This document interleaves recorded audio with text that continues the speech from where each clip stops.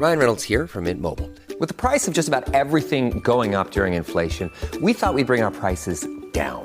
So to help us, we brought in a reverse auctioneer, which is apparently a thing. Mint Mobile Unlimited Premium Wireless. How to get 30, 30, bit to get 30, bit to get 20, 20, 20, bit to get 20, 20, bit to get 15, 15, 15, 15, just $15 a month? Sold! Give it a try at mintmobile.com/switch. $45 upfront payment equivalent to $15 per month. New customers on first 3-month plan only. Taxes and fees extra. Speed slower above 40 gigabytes. See detail. My dad works in B2B marketing. He came by my school for career day and said he was a big ROAS man. Then he told everyone how much he loved calculating his return on ad spend. My friends still laugh at me to this day. Not everyone gets B2B, but with LinkedIn, you'll be able to reach people who do. Get a $100 credit on your next ad campaign. Go to linkedin.com/results to claim your credit. That's linkedin.com/results. Terms and conditions apply. LinkedIn, the place to be, to be. This is Optimal Living Daily, The Building Mindset by Tynan of Tynan.com. And I'm Justin Malik, your very own personal narrator. I read to you every day covering productivity, minimalism, personal development, all that fun stuff. So with that, let's get right to another article and continue optimizing your life.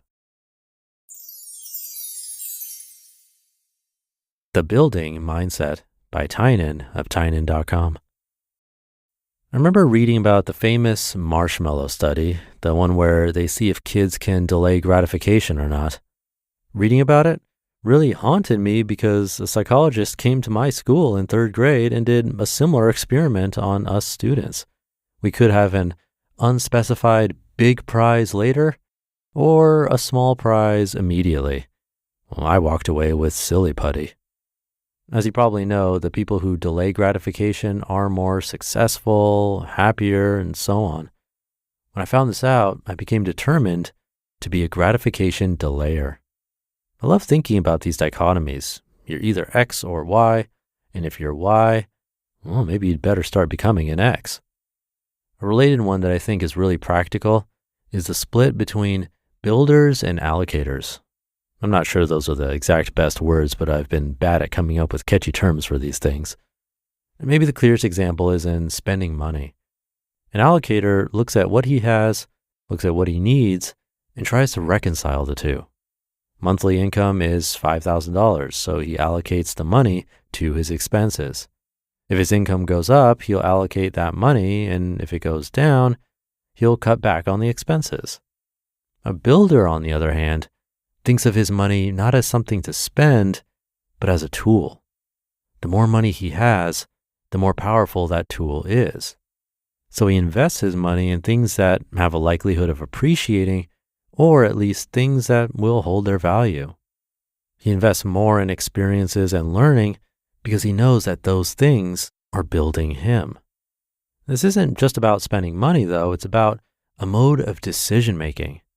A builder cultivates his friend group and thinks about which friendships he wants to be stronger in 10 years. And then he takes action to make that happen. An allocator spends his time with whoever will make him feel good, or at least not bored, in the moment. A builder takes the time to put into place systems to work more efficiently, thus building his effectiveness.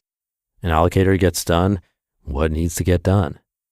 A builder is more likely to make the hard decisions to eat healthy rather than do what it takes to satisfy hunger in the moment. As you may have guessed, I'm obsessed with building. Can't know for sure that it's the best mode for everyone, but I'm sure it is for me, and I suspect it is for everyone. Almost everything I'm doing is building. And part of building is trying to build a ratchet into your life. You put in work and or money up front for something that will benefit you forever and upon which you can build. For example, I bought a cheap place in Vegas and then spend a fair bit of money and effort making it into my ideal environment. Now for the rest of my life, I have a near zero cost of living situation in which I'm highly productive. I try to build really good friendships with great people, and then I also try to facilitate strong bonds between them if I can. A strong friend group is much more durable and resilient than a single strong friendship. And I develop habits that I believe will move important factors upwards only. I try to make sure I'm always getting stronger and healthier by refining my diet and exercise practices. The three currencies we have are time, money, and habits. If you want to be a builder, you have to think consciously whenever you spend one of these currencies.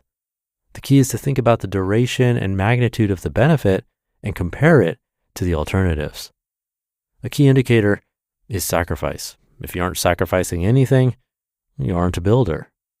Some decisions are obvious, like whether you should allocate time towards work or watching TV. Others are a little bit less clear, like whether you should sleep 8 hours or sleep 6 and work 2 extra. And some are almost always overlooked, like when I realized that I should exclusively spend time with people with whom I want to become better friends, not just people I have fun around. Money decisions are sometimes the hardest ones because society is so geared towards allocators. I actually rather enjoyed it, but having lived in an RV for 8 years could be seen as a sacrifice. It was certainly strange to people. I was happy to spend money on an island that will foster bonds between friends and family for generations, but I sacrificed by taking the bus to the airport instead of Lyft. Habits are the most overlooked because while terrible habits are obvious, merely bad ones are often invisible. I don't think most people know that their diets are making them gradually less fit and healthy. I don't think that they know that their comfort zones are tightening around them like a noose. Whether you're spending time, money, or willpower on building a new habit, take an objective look at what the ripples of that expenditure will look like in a few years. Will it enable you to do more? Will it ratchet your life up? Will you still be benefiting from it all? None of us are going to make the right choices according to those criteria every time, but we can all do it most of the time. And even recognizing when you're not doing it is valuable. I spent all Saturday last week watching UFC 200. No real benefit there, but I decided I was going to do it and was then very productive the next day to tip the scales back in the right direction. Don't just live your life, build it. You just listened to the post titled The Building Mindset by Tynan of Tynan.com, and I'll be right back with my commentary. Good taste is easy to spot, but hard to pin down. You know it when you see it. With your car, you want something sophisticated and daring, yet classic, approachable, but with an air of opulence. That's where the Range Rover Evoque comes in. The Range Rover Evoque is charisma in motion, art and craft in equal measure. Its exterior is a quietly bold expression of Range Rover DNA with a floating roof, continuous waistline, and three-dimensional grille that give it a captivating character. Inside, you'll find a calm, minimalist cabin anchored by a tactile gear shifter where clean lines, sumptuous materials, and advanced technology come together. Make a statement in the Range Rover Evoque. This elegant SUV elevates every drive, offering a new dimension of refinement and luxury. Whether you prefer a modern aesthetic or a warmer, authentic appearance, the Evoque's interior can be tailored to your taste. Ready to experience sophisticated design and premium materials in motion? Explore the Range Rover Evoque at LandRoverUSA.com.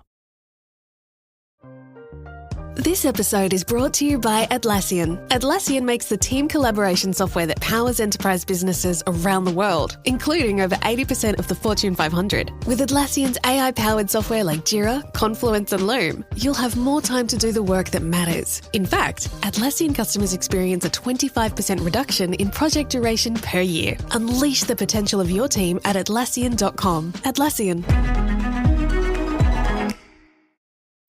Thank you to Tynan. I actually found the part about friendships really interesting. Since we're kids, I think it becomes natural to hang out with whoever's around. Those are our options at school, so you got to make do. As we get older, we tend to keep those friends or make more maybe in college or at work, which again is a tiny pool of people, and we just go with whoever happens to be there. But do we ever think about who we want to be close with 10 years down the line? It's really interesting to consider that. I just met up with a friend that I hadn't seen in 5 years. Good guy who's got some great habits. He runs many miles every day because he enjoys it. He doesn't drink because it doesn't bring him value. It got me thinking about how I should have made more of an effort to keep up with him over these years. That's the type of person I'd like to be around more. A good person that's easy to get along with and who's a good influence. Someone I can imagine still getting along with and relating to 10 years from now.